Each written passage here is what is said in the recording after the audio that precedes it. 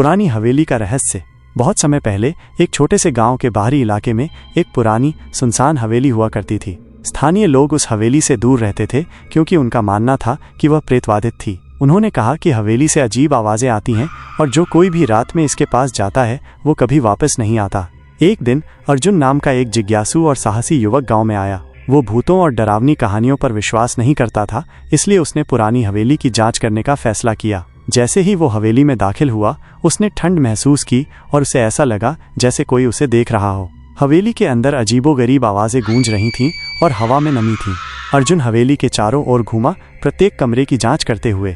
उसे कुछ भी असामान्य नहीं मिला, लेकिन उसे लगातार ऐसा लग रहा था कि उसका पीछा किया जा रहा है। अचानक उसे एक ठंडी हवा का झोंका महसूस हुआ और उसने एक आकृति को अपनी ओर आते देखा। आकृति एक महिला की थी और वो पीली और पारदर्शी थी।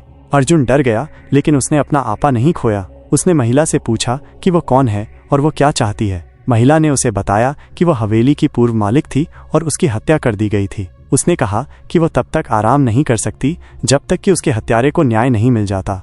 अर्जुन ने महिला की मदद करने का फैसला किया। उसने हवेली और गांव के इतिहास की जांच की और उसे पता चला कि महिला एक धनी व्यापारी की पत्नी थी। व्यापारी को अपनी पत्नी की हत्या करने और उसकी संपत्ति चुराने का संदेह था, लेकिन कभी भी गिरफ्तार नहीं किया गया था। अर्जुन ने व्यापारी को खोजने का फैसला किया। उसे पता चला कि व्यापारी अब एक बूढ़ा आदमी था और एक बड़े शहर में रहता था। अर्जुन ने व्यापारी से मुलाकात की और उसे महिला की कहानी बताई। व्यापारी ने पहले तो सब कुछ नकार दिया, लेकिन अर्जुन के लगातार दबाव डालने के बाद उसने अपनी पत्नी की हत्या करने की बात कबूल कर ली।